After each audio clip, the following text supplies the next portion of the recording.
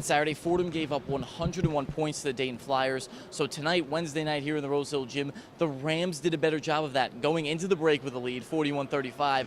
But out of the break, they allowed UMass to score 16 points off turnovers, and Trey Davis stole the show in a 78-72 loss. Davis was great tonight. He didn't miss from the foul line, and he was solid from the floor. Those threes he made were deep and big. So, but we competed, and I told them, we're right there. I said, don't you dare lay down. Don't you dare quit.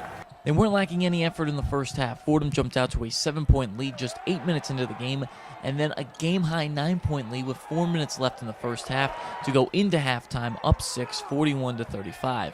But 6 turnovers in the second half led to 14 points, and the Rams went from up 6 to down 6 quickly. But they were live turnovers. I thought the one out at half court hurt us. I'm not sure if it was Mandel or Antoine, but there was one on a crossover where he got sloppy with it, and then boom, they go the other way. You know, so we didn't have a lot of turnovers, but they were costly ones in the sense that they were live turnovers. The positive for Fordham was the play of the freshman again. Chris Sengfelder had a career-high 16 rebounds in the contest, and Eric Paschall led all scorers with 17. As for the sophomore, John Sevier had 14 points, and the 1-2 punch of Paschall and Sevier is starting to come along. They're making mistakes, but they're making aggressive mistakes. And when Eric attacks the rim, it's either a dunk, a layup, or a whistle.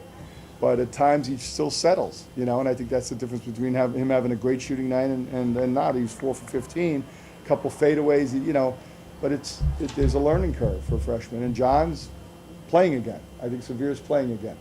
You know, we still got to work on his defensive effort for stretches, but he's playing, and that's why we've been in these last couple of games. We have another offensive option.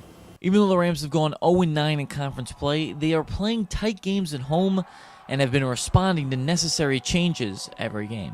The guys, the reason we're in this game is we're doing a great job executing game plan. And that's a sign of maturity, so hopefully we're maturing in that sense. But that is exactly why we were able to stay in the game. We lost our way for about 4 or 5 minutes, and that cost us the game. Next up on the schedule is St. Louis and the Billikens. Fordham hasn't beaten SLU since January 20th, 2007. It's going to be a much different game than this in the sense that you're not giving them any space to shoot the ball on the perimeter.